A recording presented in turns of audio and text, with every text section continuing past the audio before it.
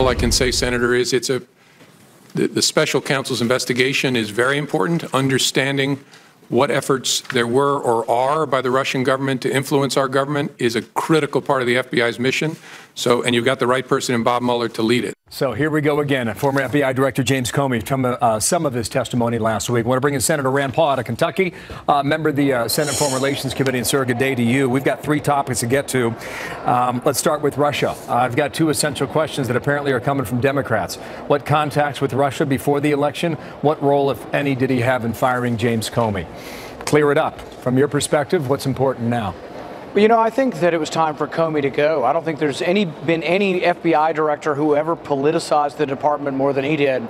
Every Democrat in the land thought he went too far in being vocal about what Clinton did, and every Republican in the land thought if all the things he said about her were true, why didn't he indict her? So he really made nobody happy. But your FBI agents shouldn't be having press conferences all the time. They shouldn't be talking about politics, and they shouldn't be so visible in the middle of a presidential election. So I think he made a lot of mistakes, and it was time for him to move on. With regard to whether the president can do it, absolutely. The president has the absolute authority. You work for the president at his will. The president can fire you for any reason. And I think even Comey's testimony kind of vindicated the president, because Comey said, look, he told me he hoped I would end the investigation. That doesn't really sound like strong-arming to me, to say you hope that he'll be done and finish his job. If there is no investigation of the president, tell the people.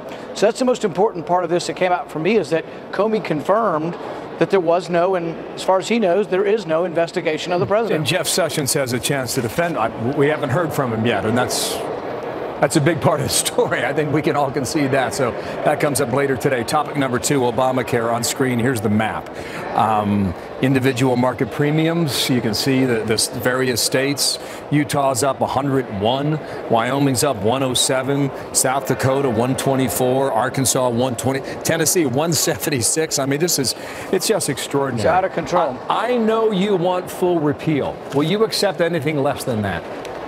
The main thing is that you will not get prices to go down if you keep the Obamacare regulations. The regulations add to the price, and the regulations are what caused the adverse or the death spiral of Obamacare. The Republican plan from the House doesn't fix the death spiral, just subsidizes it, throws a whole bunch of federal taxpayer money in there. But what they don't really explain to you is there is no federal money up here. We're $500 billion in the hole every year. We have a $20 trillion debt. Where does all this money come from to stabilize insurance? And I frankly don't want to give any money to insurance companies. They make $15 billion a year. Why would the taxpayer give them a penny? So I'm not for that, and I hope the Senate plan will be different. Yeah, this is very important stuff, but without getting too far in the details, do you think, given the composition of the Senate today, knowing Republicans have a 2-vote majority, can you get it passed or not today? My current impression is they've taken the House bill, and it's probably going to include more subsidies, probably going to include more federal money and more federal involvement in health care. That's the wrong direction, and that will lose me. But I'm still in the mix. I'm still open to voting for something, but it's got to get better, not worse. The House bill would have to improve, not get worse. Sounds like you had a big meeting with Mitch McConnell coming up. We will stand by for that. The reason you came on today is you're opposed to the $350 billion arms sale to Saudi Arabia. Why? Number one, the Saudis have been funding terrorism. Hillary Clinton, in one of her emails to John Podesta, said, we've got to put pressure on the Saudis because they're supplying financial and logistical help to ISIS.